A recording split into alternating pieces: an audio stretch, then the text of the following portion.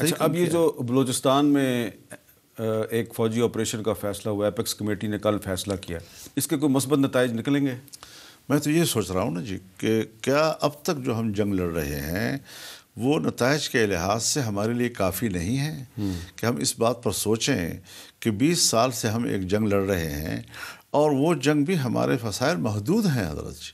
ہم ملک میں طول و عرض میں پھیل کر اپنی جنگ کو اور اپنے فوجیوں کو پھیلا کر شاید یہ جنگ اس طرح نہ جیت سکیں جی. نئے نئی قوتیں پیدا ہوتی ہوں گی، نئے نئے لوگ پیدا ہوتے رہیں گے، اور جو اس ملک میں امن چاہتے ہیں یا مسلح جنگ سے گریز کر رہے ہیں یا مسلح جنگ کے خلاف بات کرتے ہیں وہ گردن زدین ٹھہریں گے. نتیجہ یہ نکلا کہ ہم نے جمہوریت کے حوالے سے پارلیمنٹ سے کہا کہ آپ اسلامی قانون سازی شروع کر دیں تاکہ کم از کم مذہبی دنیا جو ہے اس کی تشنگی دور ہو، اس کو اطمینان حاصل ہو، تو آپ کی جمہوریت بھی مستحکم ہوگی اور ملک کے اندر جو ہے وہ ہم سمجھیں گے کہ پارلیمنٹ راستہ ہے اسلامی قوانین کے نفاذ کا اور مملکت کو اسلامی بنانے کا. ورنہ اس طریقے سے تو وہ اپنی موقف جو ہے دنیا سے منوا لیں گے اور جمہوریت اپنا مقدمہ ہار جائے گا جی. تو اس وقت تک تو صورتحال یہی ہے کہ پارلیمنٹ اس ملک کے اندر اس ملک کو حقیقی معنوں میں اسلامی مملکت بنانے کے لیے کوئی پیش رفت نہ کر سکی ہے،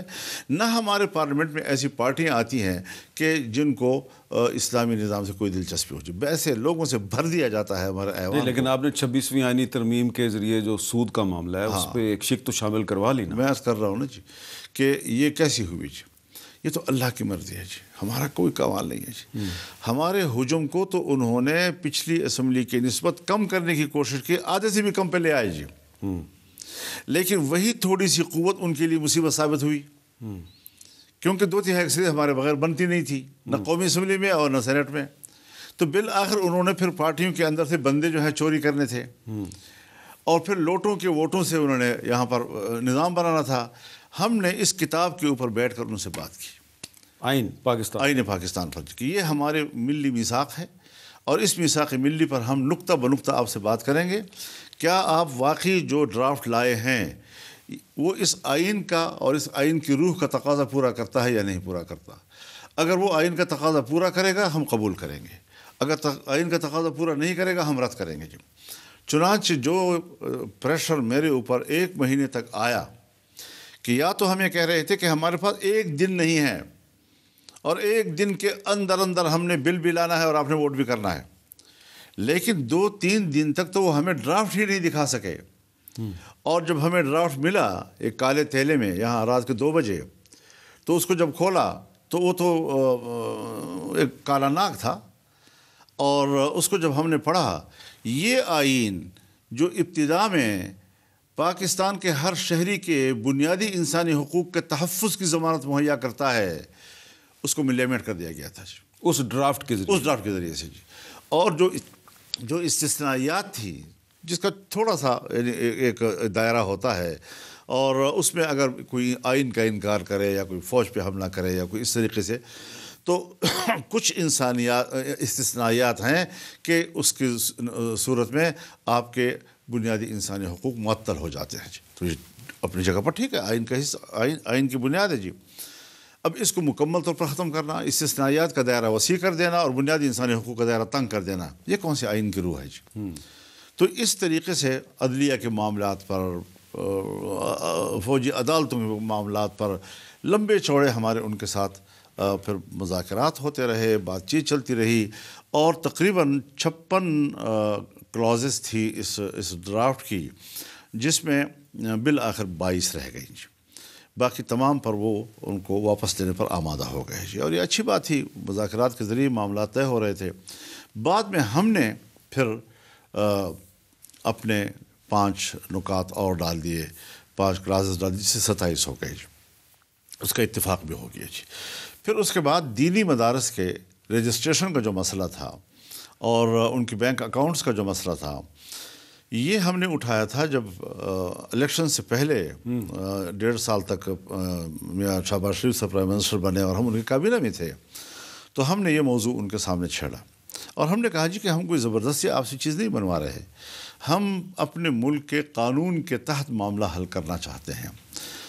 تو اس میں مولانا حضرت مفتی محمد تقی عثمانی صاحب چونکہ خود عالم دین بھی ہیں، فقیہ بھی ہیں، وکیل بھی ہیں، اچھے ایڈوکیٹ ہیں، وہ جج بھی رہے ہیں، انہوں نے ایک تجویز، ایک آرٹیکل کو اس میں بڑھانے کی تجویز پیش کی، ایک بڑھائی انہوں نے، اور وہ اتفاق رائے سے قبول ہو گئی، ان کی لا منسٹری نے قبول کر لیا کہ یہ بہت مناسب چیز ہے۔ وہ مسودہ پر اتفاق رائے ہو گیا، مسودہ اس پارلیمنٹ میں آیا، اس کی پہلی خواندگی ہو گئی، دوسری خواندگی میں رک گیا سارا معاملہ جی، کسی نے روک دیا۔ ایک یہاں پہ میں اگر آپ کو چیز یاد کرواؤں، آپ نے کہا کسی نے روک دیا، تو ایک دن وزیر اعظم شہباز شریف صاحب نے آپ کو فون کیا اور انہوں نے ان کا نام بھی آپ کو بتایا، تو میں ابھی بھی ان کا نام میں نہیں لے رہا کیونکہ آپ بھی نہیں لے رہے، لیکن میں جاننا چاہتا ہوں کہ وہ جو صاحب تھے، کیونکہ اب ریٹائر ہو گئے ہیں، ان کی آپ سے کیا لڑائی تھی؟ مجھے نہیں پتا، سامنے تو بہت میٹھے میٹھے، خوبصورت انسان، خوبصورت گفتگو، لیکن مجھے تعجب ہوا جب مجھے موبائل دکھایا گیا کہ اس ان کا میسج، ہاں، ان کے دوسری خواندگی کے دوران